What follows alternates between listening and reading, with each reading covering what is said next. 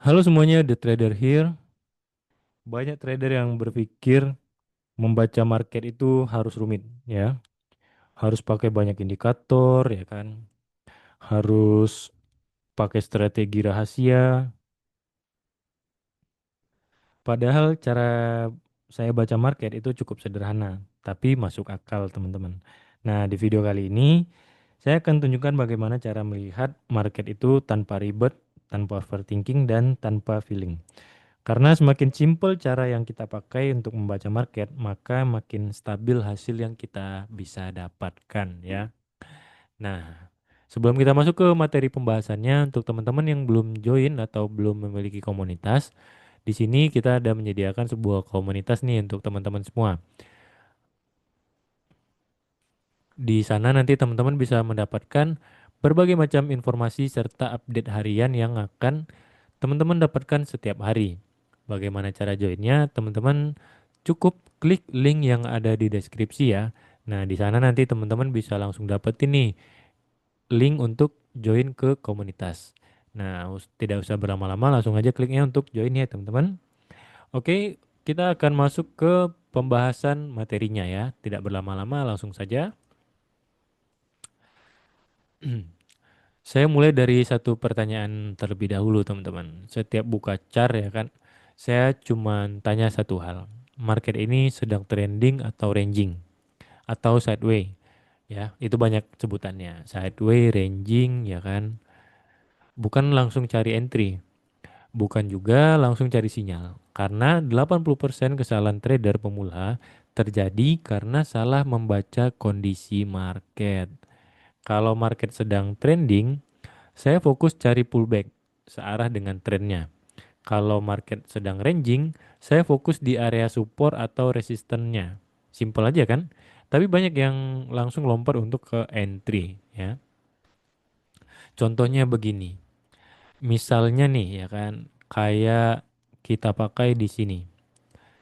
Kalau market sedang trend ya kita fokusnya itu ke pullback pullbacknya teman-teman untuk entry ya.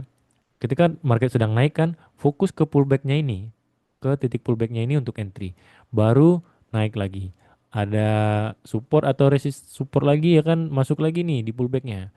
Nah dia nyentuh, naik lagi ya kan, fokus pada pullbacknya ini.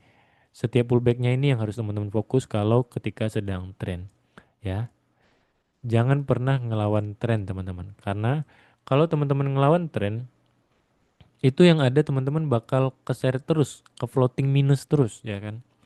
Dan juga memang bisa karena kan kalau setiap tren walaupun dia berjalan itu kan ada pullback atau koreksinya ini ya memang ada juga bisa kita dapatin beberapa pips dari sini ya kan. Nah, ya itu memang kita bisa dapetin profit juga cuman itu kan tidak besar daripada kita mengikuti arah tren. Kalau kita misalnya ngambil pullbacknya aja contoh. Ya kita memang bisa dapat 50 poin atau 500 pip ya kan.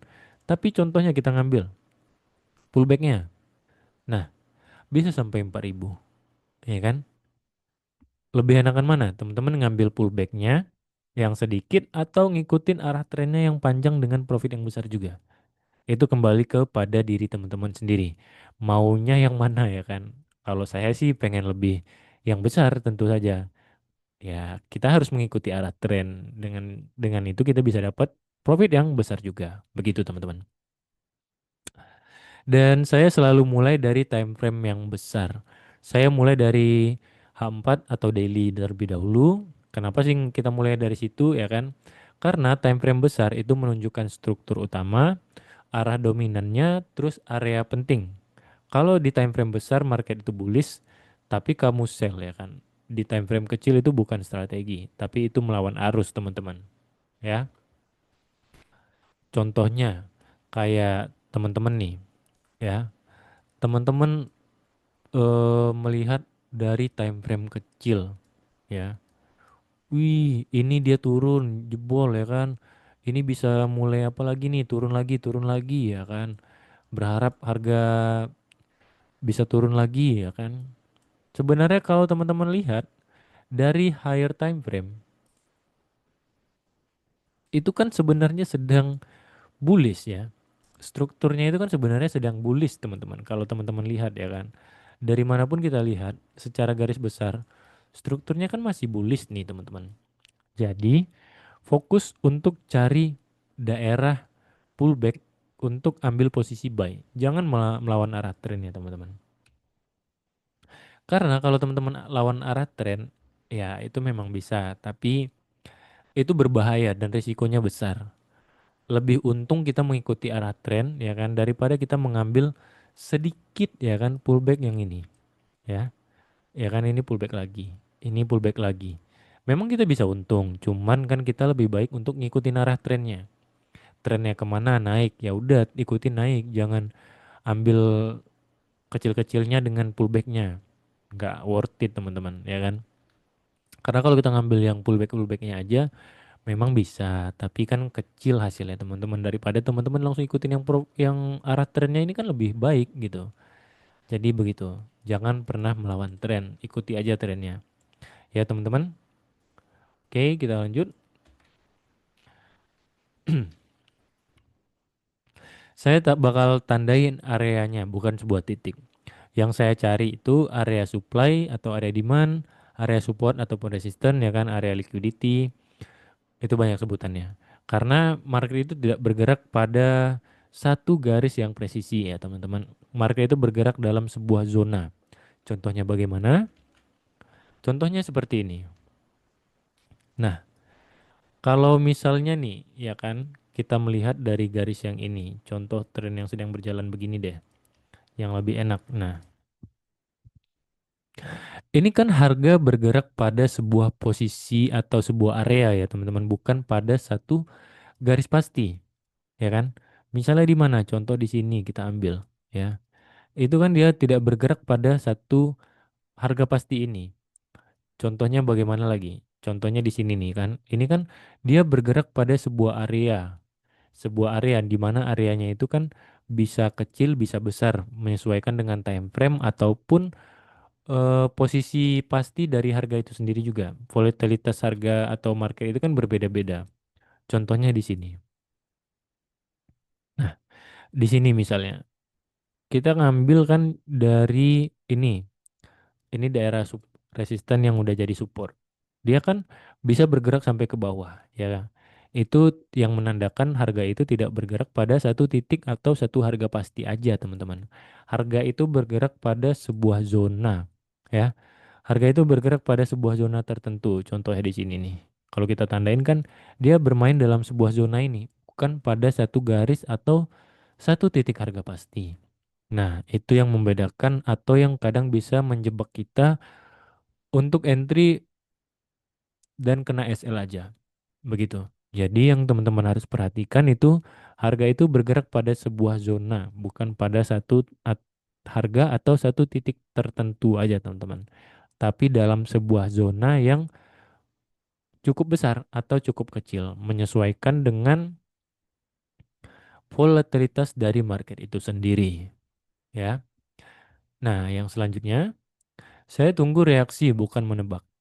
Saya tidak menebak market akan reversal ataupun breakout. Tapi yang saya tunggu itu reaksinya dulu. Contoh, ada rejection, terus ada perubahan struktur kecil, atau ada momentum yang melemah. Kalau tidak ada reaksi ini, saya tidak akan entry karena tidak ada entry juga sebuah keputusan yang baik. Trader pemula itu sering masuk karena harapan ya teman-teman. Karena saya masuk itu lebih baik menggunakan sebuah konfirmasi. Contohnya, contohnya bagaimana ya? Contohnya seperti kita ambil di mana yang misalnya dia breakout cukup baik dari harga sideways deh yang oke. Dari sini deh contoh. Ini kan dia bergerak dalam sebuah zona ya teman-teman. Nah, ketika harga sudah breakout ya, itu kita jangan langsung entry.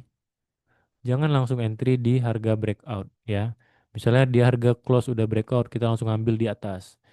SL kita kan bakal lebih besar. Walaupun memang kalau kita ikutin tren, itu bakal profit. Tapi yang namanya market kan itu kita tidak bisa menebak dengan pasti ya teman-teman. Misalnya kita pakai 1:2 pun kan sebenarnya memang oke-oke aja sebenarnya gitu. Tapi untuk lebih meminimalisir, ketika dia udah breakout, teman-teman tinggal tunggu aja atau tandain support atau resisten yang terdekat. Ya karena ini breakout ke atas, berarti kan kita tandain support terdekat yang memungkinkan untuk kita entry. Contohnya di mana? Ya, dia breakout nih dari harga ini. Kita ambil support yang memungkinkan di sini. Karena di sini ada support yang bagus, kita ambil di sini. Misalnya kita masuk dari area pertama, ya kan? Ya. Nah, SL-nya di mana? SL-nya di bawah dari support sedikit. Dari support yang ini ya, ataupun dari support yang ini juga sedikit tidak masalah. Daripada yang tadi kan lebih besar tuh. Nah, profitnya juga bahkan lebih besar ya kan? Nah, itu dia teman-teman. Jadi kita entry itu ketika kita tidak jumpa informasi yang memungkinkan atau sesuai dengan metode kita, jangan langsung entry. Tunggu dulu konfirmasinya. Entah contohnya kalau dari metode yang saya pakai kan dari breakout, tunggu breakoutnya, cari support yang atau resisten terdekat, baru entry di sana. Jangan langsung entry ketika harga udah breakout. Sebenarnya bisa-bisa aja, cuman kan untuk meminimalisir resiko, begitu. Untuk meminimalisir resiko lebih baik tunggu konfirmasi. Oke? Nah, yang selanjutnya setelah kita udah dapat nih ya kan, kita hitung risk to rewardnya. Sebelum entry, saya bakal ngecek dulu nih stop lossnya ini masuk akal atau tidak ya kan, sesuai dengan risk to reward yang saya pakai atau tidak, dan risk per trade-nya tetap atau tidak ya. Kalau RR-nya jelek ya kan, misalnya setupnya bagus tapi RR jelek itu bakal saya skip. Itu bakal ngerugiin ya. Karena walaupun walaupun setupnya bagus, tapi risk to rewardnya tidak masuk akal kan itu ya bakal ngebuat kita jadi tidak nyaman juga dalam trading ya teman-teman. Jadi itu bakal ya udah skip aja begitu. Dan untuk penutup, cara saya baca market itu nggak rumit ya, tidak banyak pakai indikator ya kan, tidak pakai feeling juga. Yang saya pakai itu cuma tentukan kondisi market dari higher time frame ya. Contoh dari daily atau dari H4 tadi. Terus ikuti struktur besarnya itu kemana. Terus tandai area-area penting ya kan. Tunggu reaksi market itu sendiri dari contohnya konfirmasi ya kan. Terus jaga risknya. Nah, simple dan justru karena simple ini saya bisa profit konsisten. Jadi teman-teman juga pasti bisa. Jadi untuk itu teman-teman bisa menentukan beberapa hal tersebut ya. Bisa dipertimbangkan untuk teman-teman pahami dan gunakan. Oke, untuk video kali ini sampai di situ saja. Terima kasih untuk teman-teman yang udah menonton dan untuk teman-teman yang belum join ke komunitas, kita ada komunitas nih yang teman-teman bisa join untuk mendapatkan berbagai informasi serta outlook harian yang akan update setiap harinya. Di sana nanti teman-teman bisa join ya dengan cara klik link yang ada di deskripsi. Oke, sampai jumpa di next video berikutnya. Bye bye.